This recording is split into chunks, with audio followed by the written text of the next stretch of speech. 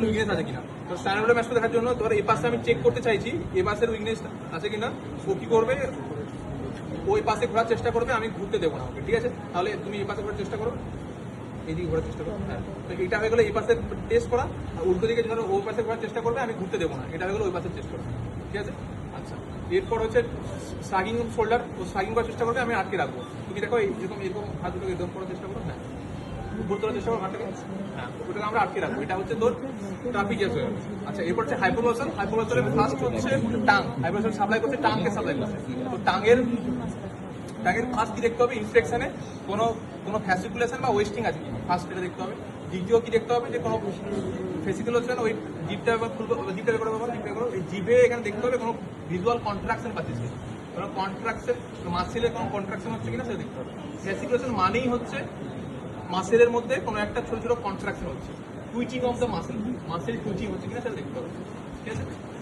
ফেসিকুলেশন দেখবো, are wasting মাসেলের hypertrophy বা atrophic tube হয়েছে কিনা সেটা দেখতে হবে।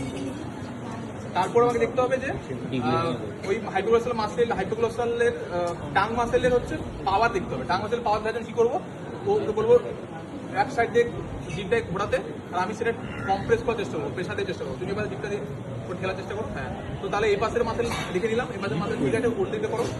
হ্যাঁ, এটা হচ্ছে পাওয়ার, পাওয়ার। তাহলে এর এখন হচ্ছে ওর বলছে, এবার ওর হচ্ছে বাথরুম পেয়েছে, ভিসি পেয়েছে। ভিসির ভয়েডিং পি পি করতে হেল্প করে কোন নাম বললাম আমি, প্যারাসিম্পেথেটিক। পি ফর প্যারা, পি দিয়ে শুরু হচ্ছে পি, তার সাথে প্যারাসিম্পেথেটিক। আর সিম্পেথেটিক কি করবে, স্টোরেজ হেল্প করবে, তাহলে যদি আমার প্যারাসিম্পেথেটিক বন্ড হয়ে যায়, প্যারাসিম্পেথেটিক বন্ড মানে আমি ওকে পি করতে দেবো না, তাহলে কি হবে, প্যারাসিম্পেথিক করতে পারছে না, তাহলে কি হবে, কন্ট্রাক্ট করতে পারছে না, ধরে থাকছে, তাহলে স্টোরেজ হচ্ছে, সেটাকে আমরা কি বলবো, এলএমএল ব্লাডার।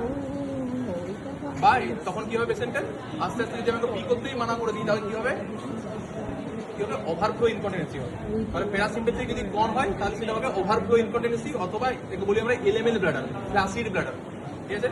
আর যদি সিম্পেথেটিক গন হয়, সিম্পেথেটিক কি করছে, সিম্পেথেটিক স্টোরেজ হেল্প করছিল, স্টোরেজ করতে দিচ্ছি না আমি, স্টোরেজ হচ্ছে না, তাহলে পেচ্ছাপ বেরিয়ে ইয়ের মতো বেরিয়ে যাবে, তাহলে সেটা কি হবে, কন্ট্রাক্টেড ব্লাডার, মানে ইউমেল ব্লাডার, স্প্যাস্টিক ব্লাডার, মানে ও সবসময় একটা কন্ট্রাকশন হতে থাকবে। কেন, যখনই আমি সিম্পেথেটিক গন, প্যারাসিম্পেথেটিক ওভার অ্যাক্টিভিটি হয়ে যাচ্ছে, প্যারাসিম্পেথিক কি করছে, পি করতে হেল্প করছে, তো প্যারাসিম্পেথিক অ্যাক্টিভিটি বেড়ে যাওয়ার জন্য পেচ্ছাপ নিজের মতো হয়ে যাবে, একে বলি আমরা আর্ট ইনকন্টিনেন্সি, ঠিক আছে।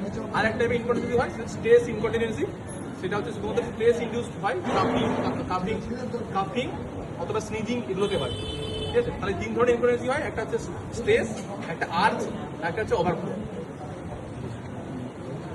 আজকের মতো